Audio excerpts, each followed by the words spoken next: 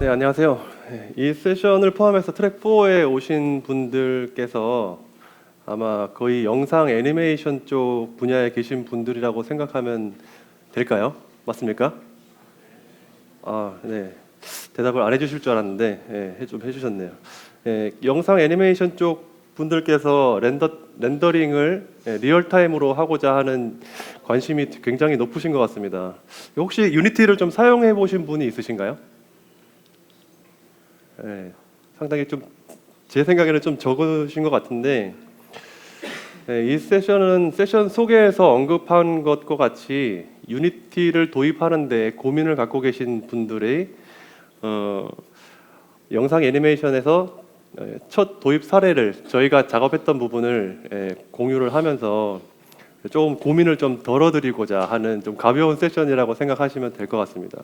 기술적으로는 아주 기초적인 부분일 거고요. 굉장히 머리가 어지러우셨을 것 같아요. 그러니까 HDRP, URP, 렌더 파이프라인이 어떻고 이런 용어들 사실 처음 공부를 할 때 굉장히 이게 무슨 소린가 싶은 부분이 그런 용어들부터 아마 부딪히시는 부분이 있으실 거예요. 그런데 낯설은 게임 엔진을 도입하는데 조금이나마 도움이 되시길 바라면서 진행해 보겠습니다. 오늘의 목차입니다. 우선 제 소개를 간략히 드리고요. 바나나 차차 프로젝트와 밀리의 서재 두 개의 프로젝트가 진행됐었는데요. 이 사례를 바탕으로 영상 제작을 하기 위해서 유니티를 처음 스터디하는 것부터 저희가 도입할 때 어떻게 스터디를 했고 활용 과정을 한번 되짚어 보면서 그 과정에서 어떤 고민들을 했었는지 그냥 가볍게 한번 따라와 주시면 좋을 것 같습니다. 네, 간단하게 제 소개를 드리면 저는 아이코닉스에서 뉴미디어 콘텐츠 개발을 위한 기획과 연구를 하고 있는 이상훈 PD라고 합니다. 그리고 영광스럽게도 유니티 마스터즈에 선정돼서 활동을 하고 있고요. 대략 보시면 연식이 좀 됐는데요. 제 소개를 간단히 드리는 이유는 원래 저는 게임 개발과 전혀 상관이 없는 사람이라는 점을 먼저 말씀을 좀 드리고 싶었어요. 그러니까 게임 엔진이라는 게 이제 화두가 되면서 엔진 그러면은 굉장히 이제 개발자가 꼭 붙어야 될 것 같고 그런 두려움들이 좀 있으신 것 같아요. 저는 전혀 백그라운드가 없는 건 아니지만 어쨌든 C샵이나 프로그래머, 엔지니어적인 백그라운드를 갖고 있는 사람은 아니다 하는 점을 말씀을 드리고 CG 실무를 대략 2000년부터 했었고요. 커뮤니티도 하나 운영을 하고 있고 기본적으로 마야 유저라고 생각을 하시면 됩니다. 3D 작업은 계속 해왔었습니다. 어쨌든 지금은 뽀로로와 함께 행복하게 지내고 있습니다. 전데요, 이게 왠지 한번 탈인형을 써보고 싶더라고요. 저런 걸 한번 써보고 나면 세상이 좀 다르게 보이더라고요. 자, 이런 백그라운드를 갖고 있고 프로젝트 개요를 설명드리겠습니다. 바나나 차차 프로젝트는 글로벌 K-팝 동요라는 모토로 뽀로로의 친근감을 높이고 서브 타겟 확장을 위해서 기획됐습니다. 제작 방식은 실사 플러스 3D 애니메이션이고요. 뽀로로가 처음으로 유니티와 모션 캡처를 활용해서 제작한 뮤직비디오입니다. 처음 시도되는 작업이다 보니 유니티를 스터디하는 것부터 모션 캡처를 도입해서 결과물을 만들어내는 데까지 모든 과정이 저한테는 도전이었습니다.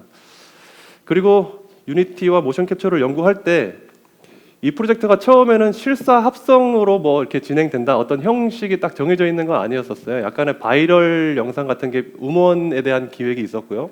그 다음에 댄스가 만들어지고 그걸 어떻게 바이럴로 할까 그런 정도로 시작하면서 계속 상황이 좀 변해가는 상황에서 좀 즉흥적으로 대응해가면서 진행했어야 했던 그런 프로젝트였습니다. 어쨌든 이런 기획으로 만들어진 결과물을 보면서 잠시 힐링의 시간을 가지도록 하겠습니다.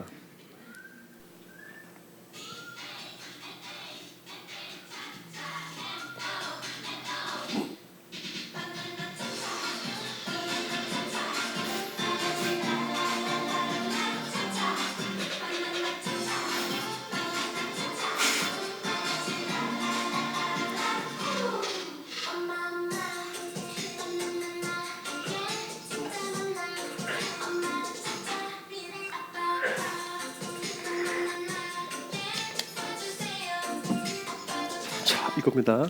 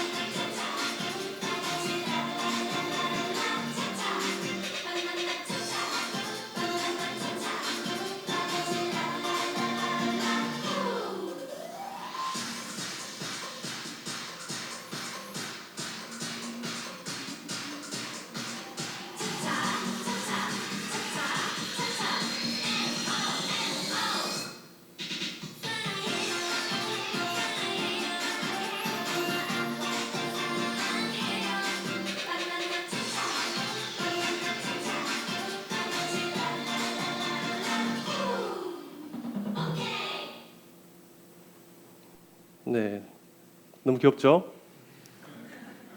예, 역시 모모랜드 너무 귀엽습니다. 네, 이 영상이 더 K-팝 전문 채널 원더K라는 데 올라가는 것을 시작으로 해서 이렇게 사이드에 이제 PIP로 넣어놨지만은 여러 예, 그 커버 댄스 뭐 이런 것도 많이 올라오고 반응이 좋았는데요. 예, 서버 SNS에서 왔던 반응들을 대략 보면은 처음에 이런 반응이었습니다. 네가 왜 거기서 나오냐. 네, 이런 반응이 있었고요. 뭐 언니들이랑 잘 어울린다, 졸 귀엽다, 뭐 이러면서 예, 잘 어울린다, 중독성 쩐다.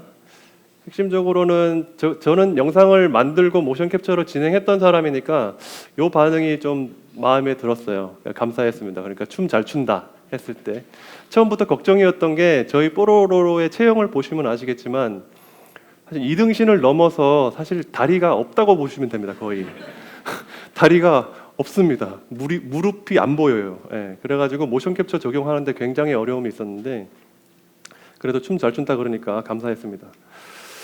성과라고 치면은 저희가 이 노래를 바탕으로 해서 여러 가지 베리에이션을 올렸었는데요. 네, 조회수가 상당히 많이 나왔고 그 다음에 반응이 빨리 이렇게 동남아 등 해외에서도 커버 영상들이 많이 올라오면서 이렇게 지금까지 좀 이어지고 있고 지금 가을 운동회를 초등학교나 뭐 여러 어떤 그 동아리 행사나 이런 거에서 바나나 차차를 연습하고 있다는 후문들을 많이 듣고 있습니다. 그래서 저희가 이게 커버 영상 제외하고 저희가 올린 영상만 카운트를 했을 때 유튜브에서만 집계를 해보면 6개월 정도 됐거든요. 올라온 지. 그 동안에 1억 260만 뷰를 기록을 했습니다. 나름 상당히 고무적으로 생각을 하고 있고요. 자, 이 정도 성과를 설명드렸고 이제 시간을 거슬러 올라가서 유니티 도입의 여정을 함께 한번 해보시겠습니다. 한마디로 나름 좌충우돌의 도입기라고 할 수 있는데요. 유의하실 것은 이 프로젝트가 한 7개월여 전에 올해 초에 진행됐다고 이렇게 생각을 하시고 지금 나오고 있는 뭐 HDRP나 뭐 이런 것들이 굉장히 초기 이제 소개되고 있는 단계였었거든요. 그리고 저 같은 경우도 유니티에서 렌더링을 걸어보겠다고 마음을 먹고 처음 공부를 하던 시점이라서 여러 가지 신기술들 앞에서 보셨던 그런 어떤 뭐 FX나 막 이런 것들은 생각지도 못할 상황이었고 그런 상황을 감안해서 따라가 주시면 되겠습니다. 대부분 비슷한 입장이신 분들이 계실 거예요. 그래서 굉장히 가볍게 접근을 해서도 충분히 영상 제작에서 효율성을 도모할 수 있다. 이런 부분들 포인트로 짚고 싶었습니다. 자, 영상 제작에서 리얼타임 렌더링을 도입을 하겠다고 생각을 하면 어떤 생각이 들까요? 굉장히 심플하게 정리를 해놨는데 사실 뭐 어셋, 기획, 디자인 이런 부분들은 다 이제 접어두고 좀 관념적으로 정리를 하면 이제 현장에서 이제 실사 촬영을 하죠. 온셋이라고 하는데 그 다음에 그 플레이트를 바탕으로 캐릭터를 얹어서 애니메이팅을 합니다. 전통적인 제작 방식에서는 그 다음에 그 애니메이팅 움직이고 있는 캐릭터 애니메이션을 조명을 부여를 하고 라이팅을 하고 렌더링을 하고 합성을 하고 최종 방송되기 전에 DI라는 색보정 과정을 거쳐서 송출을 하게 됩니다. 방송에서 굉장히 간단하게 정리를 했는데 이 중에서 보통 시간과 비용이 제일 많이 든다고들 여겨지고 있는 파트가 어떤 파트죠? 사실 길이로 다 표현이 되고 있는데 공감을 하실 겁니다. 라이팅 렌더링이 굉장히 많은 시간이 걸리고요. 렌더링 자체가 시간이 많이 걸리기도 하는데 라이팅 작업을 하면서도 한 장을 확인을 하기 위해서 한 장이라도 걸어야 되잖아요. 그걸 아시죠? 라이트 좀 바꿔놓고 바람 쐬러 나갔다 오죠. 뭐 보통 그런 짤들 많이 돌잖아요, 그죠?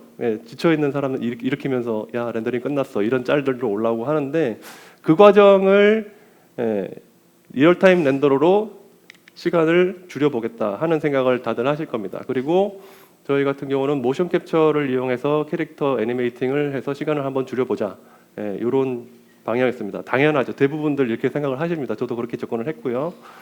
그거를 달성을 했을 때는 시간이 좀 줄어들겠죠. 그래서 라이팅 렌더링 부분이 유니티 안에서 진행되고요. 모션 캡처를 하는데 그거를 뭐 라이브로 저희가 서비스를 할 건 아니었기 때문에 모션 빌더를 통해서 리타게팅을 하고 클린업, 그 다음에 저희 그 심각한 단점인 체형 보정하는 작업들을 다 해서 유니티로 데이터를 넘기게 됐습니다. 너무 쉽게 얘기하는 것 같은데 생각보다 어렵지 않습니다. 그리고 그렇게 하면 되거든요. 생각보다 어렵지 않으니까 한번 확인을 해보시고요. 몇 가지 없어요. 그래서 코딩 이런 질문도 많이 받았거든요. 코딩 꼭 해야 되는 거 아니냐 유니티 다룰 때. 근데 영상에서 지금 얻고자 하는 이런 부분에 대해서 효과를 얻고자 하실 때는 코딩 사실은 필요 없이도 접근을 하실 수 있습니다. 단 좀 대규모 프로젝트가 된다. 여러 명의 아티스트가 함께 작업을 해야 된다 그러면 반복되는 작업들을 자동화해주는 그런 어떤 시스템들을 개발해줄 수 있는 개발자가 같이 붙어주면 훨씬 효율적일 수 있을 것 같습니다. 자, 처음 시작할 때 새로운 툴이 나왔는데 되게 좋대. 그러면은 나도 한번 해볼까? 그런 생각을 할 때 보통 뭐부터 하나요? 근데 진짜 돼? 이런 생각도 들겠죠. 그러면은 앞서 만들어진 어떤 작품들을 한번 돌아보게 되겠죠. 진짜 되나? 이런 것들을 한번 확인하고 싶어서 사실은 선행 케이스 스터디를 한번 해보게 됩니다. 당연히 앞에 그 김범주 본부장님 세션 들으셨는 분들은 보셨었겠지만 유니티를 제가 쓰고 있지 않은 상황에서도 계속 관심은 갖고 있었어요. 그래서 제가 사용하는 운영하고 있는 커뮤니티에서도 계속 스크랩하면서 모았던 작품들이고 대부분 앞에 세션에서 언급됐던 작품들이죠. 놀라운 거는 저거는 언급이 잘 안 되는데 2012년에 The Butterfly Effect라는 저 단편이 발표가 됐었어요. 저것도 역시 유니티 데모팀에서 그때 만들었던 것 같은데 저 작품도 리얼타임으로 처음 만들어진 거의 단편 영상 작품이었던 것 같습니다. 길이는 기억 안 나는데 대략 한 5분 정도 됐던 것 같고 유튜브 올라가서 검색을 해보시면 올라와 있으니까 한번 확인을 해보실 수 있습니다. 그 다음에 2016년에 아담 굉장히 놀라웠는데 저 때만 해도 사실 우리가 V-Ray나 이런 걸로 렌더링 거는 뭐 아름다운 안티알래싱 이런 것들이랑 좀 차이가 나기 때문에 그때만 해도 살짝 전체적인 룩은 괜찮은데 풀 해상도로 봤을 때 뭔가 좀 아쉬움들이 좀 있어 보였거든요. 근데 이제 최근에 나온 막 베이맥스나 헤리틱 이런 걸 보면은 놀랍더라고요. 그래서 분명히 된다 이런 생각을 가질 수 있었습니다. 그리고 새로운 툴을 또 배울 때 이제는 되는 거는 확실히 알겠는데 이제 내가 해봐야 되겠어. 새로운 툴을 공부를 할 때 뭐부터 하죠? 학원 가야죠. 학원이 없죠, 근데 대부분들 하시는 것처럼 저도 매뉴얼을 이용을 합니다. 매뉴얼 일단 UI 인터페이스부터 공부를 하고요. 매뉴얼 굉장히 잘 돼 있습니다. 차근차근 앞에서부터 한번 보시면 되는데 문제는 여기 있는 정보의 대부분들이 게임 기술에 대한 언급이 되게 많아요. 그래서 그것 때문에 약간 힘드신 부분이 있으실 거예요. 그래가지고 어떤 부분들 중에서 이게 난 CD 좀 했는데 무슨 말인지 하나도 모르겠어 하는 걸 일단 좀 패스하고 가시면 됩니다. 그 중에서 매뉴얼과 함께 유튜브에서 보면은 그래픽스 관련된 부분에 대한 튜토리얼들 뒤에 한번 또 소개를 드리겠지만 영상 제작에 관련된 부분을 추려내는데 시간이 잠시 걸리실 수도 있어요. 그렇게 해서 접근을 했고 유튜브 아까 소개했던 앞에 에반젤리스트께서 소개했던 유니티 코리아 유튜브 채널 가셔도 정보가 많고요. 여기가 제가 운영하는 커뮤니티입니다. 그래서 저렇게 계속 모니터링을 하고 있었는데 케이스 스터디 중에서 2016년 유나이트에서 유니티 포 필름스라는 섹션이 있었어요. 거기에서 아까 언급됐던 여러 유명한 작품들 더 기프트랑 솜더, 그 다음에 미스터 카툰, 아담의 제작 파이프라인 소개가 있었거든요. 안 보신 분은 한번 보시기를 권해드리고요. 이 중에서 우측에 이렇게 파이프라인 쭉 소개를 해놓은 이 부분들을 좀 확대를 해서 보면 사실 대동소이합니다. 보면은 크게 나누면 이제 3D 모델을 유니티로 임포트를 해오고 애니메이션 데이터를 임포트를 해오고 렌더링을 리얼타임으로 해서 그 시간이 오래 걸리던 라이팅 렌더링 작업에서의 리터레이션, 자꾸 영어를 쓰니까 반복 작업이 있는 부분들을 빠르게 할 수 있다는 강점을 내세우고 있어요. 이게 대동소이한데 지금은 갈수록 더 확장되고 있는 것 같아요. 그 장점들이 요즘에 유니티에서 어필하고 있는 장점 중에 하나는 점점 프리 프로덕션 쪽까지도 더 빠르게 할 수 있다. 프리 비주얼라이제이션부터 해서 레이아웃 잡는 단계까지 더 확장해서 심지어 모델링 툴도 들어오고 있고 리깅 툴도 지금 소개가 됐고 프리뷰 버전은 베타 버전인데요. 이제 베타 버전이긴 하지만 그런 기능들이 다 들어와 버리고 있기 때문에 그런 것마저도 실시간으로 할 수 있는 강점들이 확장되고 있지만 이 당시만 해도 어쨌든 리얼타임 렌더링만 화두를 두고 있더라고요. 근데 차이를 좀 나눠 보면 각 작품들에서 임포트를 애니메이션 데이터를 임포트를 할 때 대부분이 알렘빅을 쓰고 있었어요. 알렘빅 데이터 아시는 분들은 아시지만 다 지오메트리 모델링 데이터가 한 프레임 한 프레임 움직이는 버텍스의 움직임 정보를 캐시로 저장하고 있기 때문에 용량도 굉장히 크고 그 중간 단계 그 캐시 파일을 다뤄야 되는 번거로움이 있기 때문에 작업 공정이 하나 늘어나는 거죠. 사실 제가 했던 프로젝트도 그렇고 제가 한동안은 지금 혼자 지금 작업을 했었기 때문에 공정이 하나 늘어나는 것 자체가 좀 부담스러웠고, 그 다음에 제가 좀 지향하는 바는 그냥 렌더링을 실시간으로 하고 끝내고 싶지 않고 뭔가 좀 뉴미디어적으로 실시간 콘텐츠로서의 방향성도 좀 추구하고 있었기 때문에 아무래도 캐시를 다루는 것보다는 FBX를 이용해서 그냥 키프레임 데이터를 바로 가져올 수 있는 공정을 선택하게 됐는데, 그런 모델을 갖고 있는 게 유일하게 미스터 카톤이었어요. 미스터 카톤에서의 어떤 그 제작 과정 소개를 들어보니 맥스에서 90%의 키 애니메이팅을 잡고 유니티로 갖고 와서 파이널라이제이션을 리얼타임 뷰를 보면서 10% 마무리 폴리싱을 했다고 소개를 하고 있거든요. 그 다음에 카메라는 거의 90% 이상 유니티 안에서 키프레임을 잡았다고 소개를 하니까 유니티 안에서도 키프레임 작업이 가능하구나 하는 걸 확인했습니다. 자, 이 정도로 케이스 스터디 오래 했는데요. 공부를 오래 하는 편인 것 같습니다. 자, 이렇게 해서 이렇게 작업하는 거에서 캐시 데이터를 사용하지 않고 저도 FBX를 이용해서 애니메이션과 모델링 데이터를 다 가지고 오는 방향으로 설정을 했습니다. 자, 실제 작업에 들어갑니다. 그래서 현장에서 촬영하고 있는 모습인데요. 스튜디오에서 노란색 배경에서 뽑고 있습니다. 가운데 보이시죠? 인기 있는 연우, 뒷모습으로 보고 있는 사람이 저입니다. 전체 프로젝트 진행 과정 중에서 이 순간이 사실은 가장 행복했던 순간이죠. 네, 그렇습니다. 그래서 현장에서 촬영을 하는 동안에 조명 상태가 정보가 우리한테 중요하잖아요. 저는 일단은 기본적으로 VFX 영화 합성 이런 거를 하셨던 분들 관점에서 보신다고 생각하시면 돼요. 그래서 촬영 현장에서 저는 조명 상태가 바뀔 때마다 360도 HDRI 촬영 카메라를 들고 들어가서 계속 촬영을 했습니다. 그래서 현장의 카메라 시점을 기준으로 해서 조명의 위치나 강도나 이런 정보를 뽑아올 수 있었죠.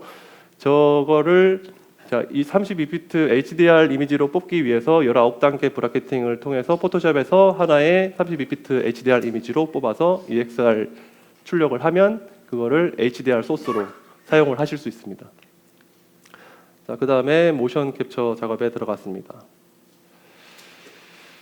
자, 춤 잘 추시죠? 실제 그 안무가 팀에서 와주셔가지고 안무 팀에서 춤을 춰주시고 계신 건데 춤 말고도 좀 실사 그 멤버들이랑의 어떤 사인을 주고 받고 하는 것들을 좀 맞춰주고 싶었어요. 그런데 그때 간과하고 있었던 게 지금 제가 하고 있는 행동이 뭐냐면 나중에는 이렇게 막 하트 뿅뿅 총알 쏘고 이런 걸 하고 싶었거든요. 근데 손가락 해보세요 했는데 뷰포트를 보니까 얘가 손가락이 없는 거예요.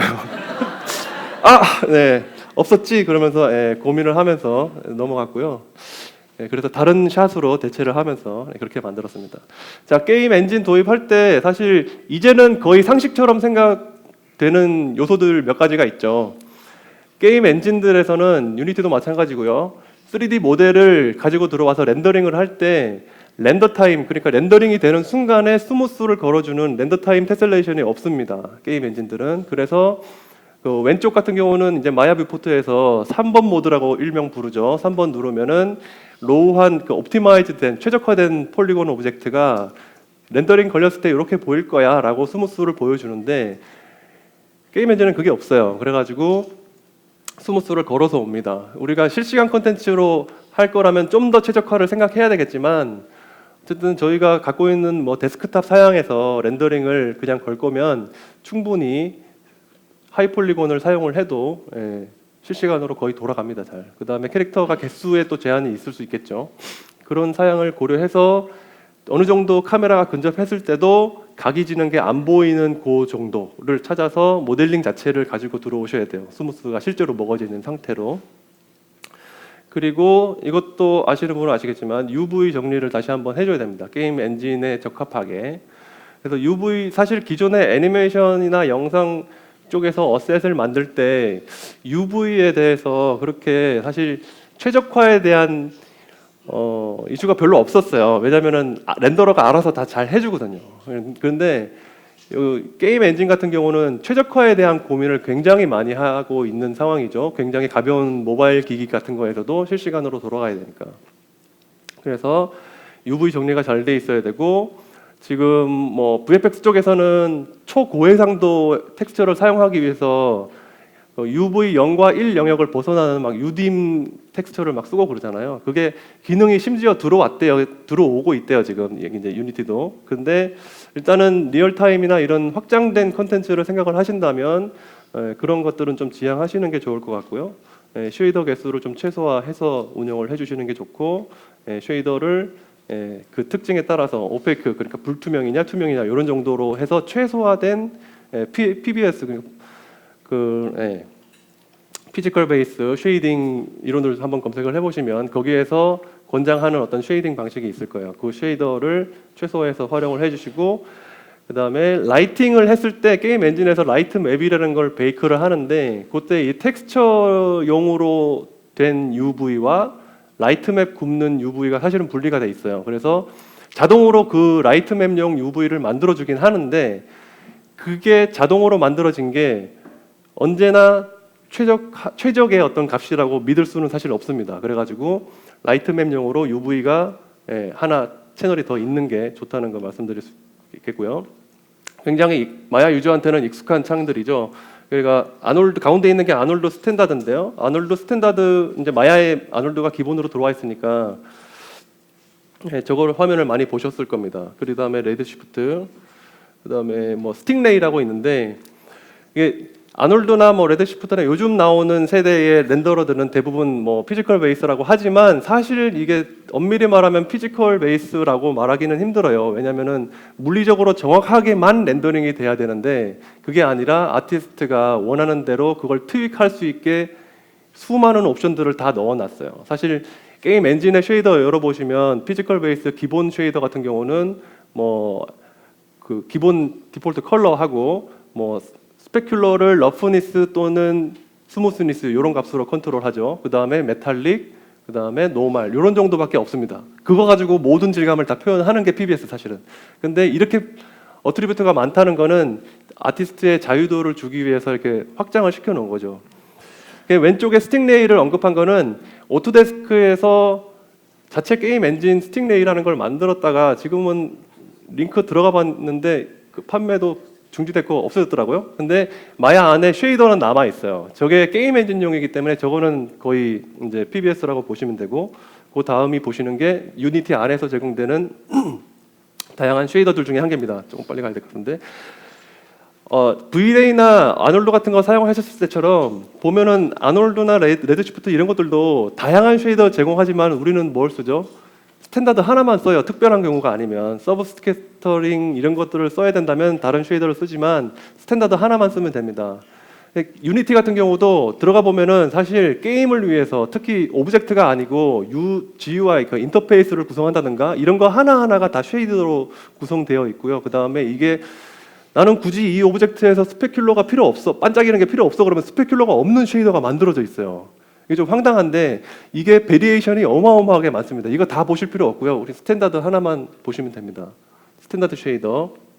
그 다음에 앞에 다른 세션에서 처음 들어보셨던 부분들은 LWRP, URP랑 용어가 같은 건데요. LWRP나 HDRP 같은 파이프라인 자체를 다르게 쓰시는 분들은 그 안에 있는 릿 쉐이더라는 거, 라이팅 쉐이더, 그게 각각의 렌더 파이프라인의 스탠다드 쉐이더예요. 그거 하나만 쓰시면 돼요, 거의. 그런데 왼쪽도 제일 왼쪽에 또 오토데스크 인터랙티브라는 걸 써놨는데 바나나 차차 할 때는 제가 이걸 썼었거든요. 차이가 뭐냐면 이 쉐이더들 중에서 그린으로 제가 선 그어놓은 게 딱 유일한 차이예요. 다른 것들은 뭐 거의 대동소이한데 그 PBS에서 그 알베도랑 스페큘러 메탈릭, 스무스니스, 노멀 맵이 있는데 오토데스크 인터랙티브만 보면은 스무스니스가 아니고 러프니스예요. 그러니까 맨질맨질한 정도를 컨트롤하는 게 어떤 렌더러나 어떤 게임 엔진에서는 스무스니스고 어떤 데서는 러프니스고 이렇죠. 사실 같은 거거든요. 그냥 반대 개념이죠. 근데 마야 안에서는 아까 봤던 그 스팅레이가 스무스니스를 쓰고 있어요. 그래가지고 이게 어떤 장점이 있었냐면 마야 뷰포트에서 스팅레이 쉐이더로 텍스처링을 해놓고 뭐 키프레임 수정을 한다든가 이런 거 할 때 텍스처를 보면서 그냥 그 쉐이더 안에서 작업을 저 뷰포트로 할 수 있었고, 저 쉐이더가 적용된 FBX를 그대로 유니티로 갖고 왔을 때 텍스처 연결이 그냥 자동으로 되더라고요. 사실 뭐 끊기는 부분들이 있거든요. 이 네이밍이 다르면 메탈릭과 러프니스와 스무스니스는 반대 개념이니까 연결이 자동으로는 안 돼요. 그런 아주 작은 그냥 연결이 좀 잘 됐던 부분인데 앞으로 쓸지는 잘 모르겠습니다. 이거 쓰시는 분 잘 보지는 못했거든요. 근데 이런 특징이 있었고, 쉐이더는 그냥 스탠다드 하나만 쓰시면 됩니다. 그 다음에 준비되는 어셋과 아까 촬영한 HDR 이미지가 실제로 적용되는 과정 굉장히 간단하다는 걸 그냥 보여드리는데요.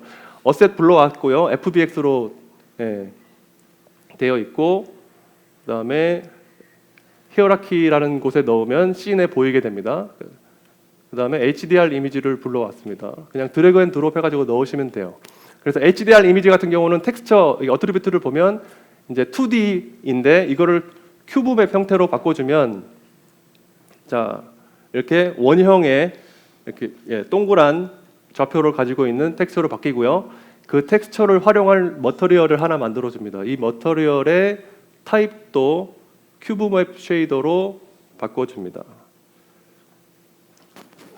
그리고 이 쉐이더에다가 준비한 그 텍스처를 집어넣어주면 이렇게 엔바이어먼트 HDR로 활용할 쉐이더가 준비가 된 거고요. 라이트 세팅에 가보면 이 스카이박스 머터리얼을 넣는 곳이 있어요. 딱 넣어주면 바로 그냥 GI가 생성이 됩니다. 굉장히 사실 간단하죠. 이 과정만 사실 따라 해주시면 여러분들이 갖고 있는 어셋들을 그냥 유니티에 넣어서 한번 어떤 룩이 나오는지 보실 수 있어요. 그 다음에 이제 디렉셔널 라이트나 다른 추가적인 라이팅을 통해서 라이팅을 완성을 해주시면 됩니다. 지금 여기 뭐가 이렇게 계산을 HDR을 머터리얼을 넣자마자 뭐가 계산을 막 하고 있었는데 그게 라이트 맵을 굽는 과정이에요. 자 넘어가겠습니다. 그 다음에 캐릭터의 모션을 위해서는 마야 오토데스크 쪽에서는 휴먼 IK가 거의 뭐 표준이라고 생각하시면 되겠죠. 모션 캡처를 활용한다면 그냥 휴먼 IK가 제일 편합니다. 모션 캡처 다른 장비들의 운용 소프트웨어에서도 인식을 제일 잘 하고 있는 것 같고요. 그 다음에 얘를 가지고 들어왔을 때 유니티 안에서는 사람 형식을 가지고 있는 팔다리가 있는 캐릭터 같은 경우는 아바타라고 부르는 시스템으로 매칭이 된다고 보시면 됩니다. 이렇게 해서 애니메이션 테스트로 한번 불러와 보고 방금 HDR 이미지 적용하고 그 다음에 추가적인 라이팅까지 했을 때 중간 테스트가 되겠습니다. 여기까지 했을 때 뭔가 되겠구나 하는 생각을 하게 됐고요. 아까 소개해드릴 튜토리얼들이 이런 거였는데요. 지금 올라온 시간들을 보시면 아시겠지만 시간이 조금 지난 내용들이라서 그렇지만 그래도 추천드립니다. 특히 제일 왼쪽에 있는 거는 가장 기본적인 룩을 뽑아내는 그 흐름을 한번 보실 수 있을 거예요. 왜냐면 근데 딱 보면은 제목 보시면 아시겠지만 저 당시만 해도 유니티랑 뭐 다른 툴이랑의 어떤 퀄리티 그런 게 있어가지고 유니티에서도 좀 좋은 퀄리티를 뽑을 수 있는 방법이 뭐가 있을까 뭐 그런 거에 화두였거든요, 저 때가. 근데 저거 보고 도움이 많이 됐었고요. 그다음에 제가 사용한 어떤 툴들 소개를 해드리면 NGSS라는 거는 기본적으로 라이트가 이렇게 되게 부드럽게 뽑아내는 게 되게 쉽지 않았어요. 그래서 넥스트젠 소프트 섀도우라고 저 녀석 같은 경우는 물체에 가까이 있는 부분은 샤프한 섀도우가 나오고 점점 멀어질수록 부드러워지는 그런 당연한 건데 게임 엔진 안에서 바로 구현이 안 되더라고요. 그래가지고 그냥 소프트니스를 먹이면 그림자가 전체가 그냥 부드러워지는 거예요. 그래서 그런 것들을 해결해주는 PCSS라는 기능들을 구현해주는 플러그인이고요. 어셋 스토어에 가시면 있습니다. 그 다음에 모션 블러를 구현하기 위해서 키노 모션이라는 스크립트를 사용했는데 저 스크립트는 사용하실 필요가 없습니다. 지금은. 왜냐면은 세 번째 있는 거 저기 포스트 프로세스 안에 다 들어와 있어요. 그러니까 저 당시에 사실 불과 몇 개월 전인데 그때 제가 몰랐던, 그다음에 그때 기본으로 들어와 있지 않았던 뭐 그런 것들, 옛날 튜토리얼 봤을 때는 그때는 막 깃허브 이런 데서 플러그인들 막 그 주소 가가지고 직접 패키지를 받아가지고 설치하고 이렇게 썼어야 되는데 모든 기능들이 다 기본으로 들어오고 있어요. 그리고 시퀀스 뽑아주는 것도 아까 2016년 제가 유나이트에서 봤던 다른 프로젝트들이 각각이 사용하는 렌더링 툴들이, 스크립트들이 다르더라고요. 근데 제가 선택한 거는 오프라인 렌더를 썼지만 그것도 쓸 필요 없으십니다. 예, 밑에 있는 유니티 레코더라는 게 기본적으로 다 제공을 해주고 있고요. 더 HDRP에서는 아까 소개 들었던 더 좋은 레코더들이 제공되고 있습니다. 그리고 3D 작업을 진행하는 동안에 편집팀에서 모모랜드만 나오는 버전들이 먼저 나왔고 그 다음에 캐릭터가 같이 나오는 버전이 있었는데 어떤 샷들을 캐릭터를 등장시키고 서로 인터랙션하고 뭐 이런 거에 대한 계획들, 편집계의 가이드라인을 커뮤니케이션용으로 진행하던 작업이고요. 그 동안에 저는 실제 영상 합성으로 가편 테스트를 해보고 있었습니다. 네, 이렇게 해서 이제 플레이트를 놓고 그 위에다가 캐릭터를 얹을 때 여기서 이제 부딪히는 문제가 캐릭터의 발이 보이는 순간 발이 맞닿아 있는 땅에 그림자가 있어야 되잖아요. 그 그림자를 뽑아내는 거에서 좀 퀄리티가 좀 이제 아쉬운 부분이 있는데 해가지고 비교를 해보시면 우리가 원하는 거는 오른쪽 이제 영상 합성하시는 분들이 보통 섀도우 패스를 원하는 거는 이런 패스를 원하죠. 근데 이걸 뽑아내는 게 쉽지 않았거든요. 그래서 아무리 라이팅을 해도 저런 리얼한 느낌은 안 나오는데 이유가 뭐냐면 IBL 라이팅, 이미지 베이스 라이팅을 했을 때 고 HDR 이미지를 통한 섀도우는 안 생겨요. 게임 엔진에서. 그래서 저렇게 리얼한 섀도우를 얻어내기는 힘들고요. 하이 퀄리티에. 그래서 저게 게임 엔진에서 구현될지 안 될지는 잘 모르겠어요. 그러면 연구를 하고 있을 것 같은데 그래서 어쩔 수 없이 파이프라인이 바뀌었습니다. 섀도우 패스를 하나 마야를 이용해서 렌더러는 레드시프트 GPU 이용하니까 제일 빠르겠죠. 거기에서 섀도우 패스를 얻고 뷰티 패스와 합성을 하는 방식으로 바뀌었습니다. 그래서 처음에 기대했던 버전에서 하나 더 늘어나게 됐습니다. 공정이. 그래서 약간 슬펐어요. 그런데 최종본이 도착했습니다. 근데 저는 약간 뜨겁겠습니다. 왜냐면은 기존에 계속 테스트 합성을 하고 있던 배경이랑 좀 다르죠. 느낌이. 그래서 보시면은 얘가 컬러 그레이딩이 돼서 온 거예요. DI가, 최종 DI가. 그런 협의가 사실 안 돼 있었거든요. 그 팀이랑 손발을 맞춰본 적이 별로 없어서긴 한데 어쨌든 시간도 별로 없는데 최종 DI가 돼서 와버리니까 그러면은 제 입장에서 어떻게 될까요? 라이팅을 다시 해야 되겠죠. DI가 맨 뒤에 있어야 되는데 해서 온 거예요. 스타일링이 된 거죠. 컬러 컬렉션이랑 그레이딩은 다릅니다. 스타일링이 들어간 거예요. 그래가지고 거기에 맞는 라이팅 제가 할게요. 그래 넘어갔습니다. 할 수 있을 것 같았어요. 그래서 약간 울면서 그렇게 진행하게 됐습니다. 자, 거의 마무리됐고요. 스케줄 돌아보면은 한 2주 정도 걸렸습니다. 촬영이 첫 번째 주 월요일에 있었고요. 그 동안에 모션 캡처하고 그 다음에 가편본하고 편집 막 하는 동안에 저는 첫 번째 프로젝트거든요. 그래서 막 이렇게 R&D 진행하면서 이렇게 진행됐습니다. 이 전체 기간 중에서 가장 행복했던 순간은 말씀드렸고요. 가장 힘들었던 순간이 언제였을까요? DI 사건, 그죠? 그 사건도 그렇긴 한데 사실 제일 힘들었던 게 섀도우 렌더링 거는 게 제일 답답했어요. 왜냐하면 그 전에 테스트할 때 렌더링 뽑아져 나오는 이미지 봤을 때 레드시프트 GPU 렌더링인데도 불구하고 뭐 답답하더라고요. 이제 점점 그런 게 답답해져요. 리얼타임으로 해보다 보면은 그랬었습니다. 어쨌든 간에 해피엔딩으로 마무리가 됐습니다. 돌아보면은 첫 번째 프로젝트고요. 블라블라블라 해가지고 제일 어려웠던 거는 사실 모션 캡처였다. 다리가 없습니다. 그게 제일 어려웠고요. 여러모로 기술적으로는 복잡한 게 안 들어 있습니다. 가장 기본적인 빌트인 렌더러를 이용했고요. 뭐 HDRP, URP 이런 거 아닙니다. 그리고 오프라인 렌더러 이용했고 특이사항은 그 타임라인이나 이런 것도 안 썼어요. 그때 메카님이라고 제가 처음 본 게 게임 쪽 튜토리얼을 거의 다 봤거든요. 그 다음에 게임 쪽에서 활용하는 거더라고요. 메카님이라는 게. 그래서 이벤트 컨트롤을 위할 때 뭐 어떤 이벤트 컨트롤을 뭐 스크립트랑 연결을 할 때는 저게 좋은데 근데 굳이 저걸 사용하실 필요 없으시고요. 그냥 타임라인에다가 모션 클립을 드래그해서 그냥 넣으시면 돼요. 그래서 다음엔 더 하자. 좀 모든 프로젝트는 끝나면 좀 아쉬움이 있죠. 그래서 또 만들었습니다. 이병헌과 변요한으로 보이시죠? 반응이 없네요.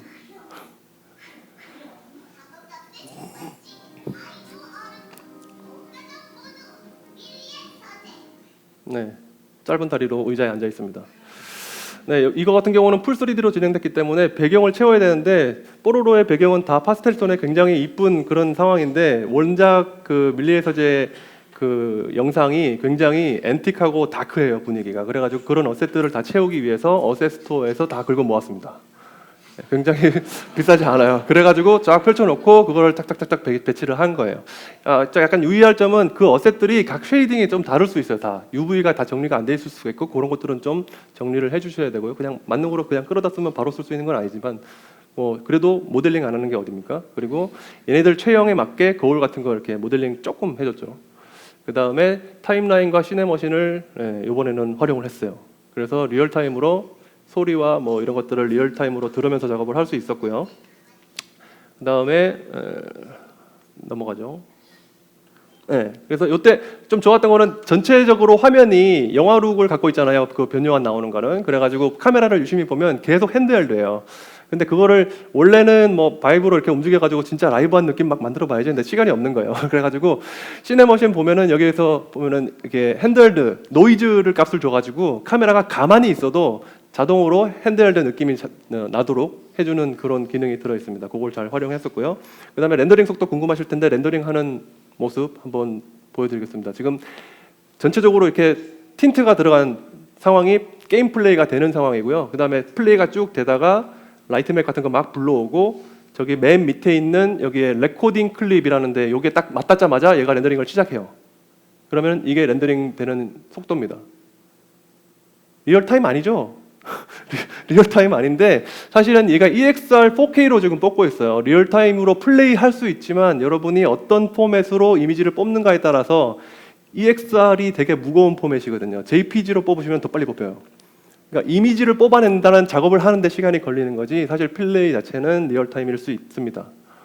그리고 시네머신을 하면서 이제 포스트 프로세스 과정을 거치는데 뭐 한 가지 예를 들어서 보여드리면 포커스 하는 것들 이제 저게 중간에 빨간 공 같은 게 하나 보이잖아요. 저게 그냥 임의로 그냥 스피어 하나 갖다 놓고 그거를 시네머신에 있는 타겟으로 설정을 하면 원래는 타겟 하는 게 그 타겟을 따라서 카메라가 움직이는 용도인데 여기에 aim이라는 거를 disable 그러니까 카메라는 돌리지 말고 포스트 프로세스에서 뎁스 오브 필드만 그 타겟 위치에 포커싱이 가게 해줘 하는 그런 작업을 했던 겁니다. 기본 기능이에요. 기본 기능이고 그 다음에 키프레임을 그냥 마야 유니티 타임라인 안에서 잡아봤습니다. 기본적으로 바디 쪽은 마야 안에서 그냥 키프레임 잡았고요. 저렇게 에디터에 보시면 타임라인에서 애니메이션 에디터로 넘어가고 키프레임 보이시고 그 다음에 커브로 넘어가면서 그래프 에디터처럼 마야에서 그래프 에디터처럼 이제 작업을 하실 수 있고요. 저렇게 해가지고 블렌드 쉐입 같은 경우는 그냥 유니티 안에서 사운드를 리얼타임으로 들으면서 그냥 키프레임 작업을 했습니다. 사실 뭐 컨트롤러나 이런 것들이 없는 상태에서 작업을 했기 때문에 상당히 좀 번거로울 수 있긴 한데 사실 뭐 생각보다 할만하다는 생각이 들고요. 리깅 툴도 들어와 있으니까 이제 그 유니티 안에 있는 툴들을 활용해서 진행을 한다면 좀 더 앞으로 편해지지 않을까 기대를 하고 있습니다. 마지막으로 생각지도 않았던 FX가 들어가 있었습니다. 움직이는 거 보신 분이 있으신지 모르겠는데 초가 이렇게 팔랑팔랑 하고 있었어요. 뭐 아까 소개됐던 뭐 VFX 그래프나 이런 걸 사용한 건 아니고요. 역시 어셋 스토어에 있습니다. 어셋 스토어에서 이거 유니티에서 제공하는 거고요. 파티클 팩이라는 거 받아보시면 어떤 공간 안에 막 돌아다니면서 여러 가지 종류의 파티클들이 있어요. 그냥 끌어다가 쓰면 됩니다. 촛불이 있길래 그냥 끌어다가 썼습니다. 다시 기능 사용했던 기술적인 스펙을 비교를 해보면 뭐 바나나 차차 버전은 2018.3에다가 뭐 밀리의 서재 2019.2 뭐 이렇게 썼는데 큰 의미는 없고 그냥 돌이켜 보면 굉장히 복잡하시겠지만 스터디를 해보시면 같은 얘기를 반복해서 자꾸 듣게 되실 거예요. 그러면 조금씩 이해가 되십니다. 그리고 렌더 파이프라인 아까 얘기했었는데 이런 종류의 렌더 파이프라인이 있어요. 제가 사용한 거는 거꾸로 다시 보시면 여기 렌더 패스가 여기 포워드 렌더라는 걸 썼고요. 바나나 차차 때는 그 다음에 디퍼드라는 걸 썼는데 우연찮게 사실은 지금 설명드릴 시간이 없네요. 포워드 렌더 같은 경우는 굉장히 클래식한 그냥 하드웨어 기반에서 하는 3D 렌더링 방식이에요. 그 다음에 디퍼드 같은 경우는 V-Ray나 이런 것들처럼 포워드에서 할 수 없는 후처리를 렌더 버퍼를 기준으로 2D적으로 처리를 하는 방식이거든요. 그래서 처음에는 바나나 차차 같은 경우는 라이트를 그렇게 많이 쓸 필요가 없었는데 밀리의 서재 같은 경우는 라이트가 굉장히 많았어요. 그 안에 공간 안에. 그래가지고 디포드를 당연히 써야 되는 상황이었죠. 근데 그걸 사실 다 알고는 한 건 아니었어요. 그 상황에서는 그냥 어떻게 짬밥으로 찾아 나간 상황이 아닐까 싶습니다. 그리고 권해드리자면은 사실 이거를 다 알고 가면 좋은데 이거 다 아실 필요가 없고 그냥 영상 쪽에서 활용을 하시겠다 그러면 HDRP로 바로 가시면 되고요. 그 다음에 좀 더 확장성을 가지겠다 그러면 URP 쪽으로 가셔가지고 뉴미디어적인 시도를 해보시면 될 것 같습니다. 네, 여기서 제 발표는 마치겠습니다.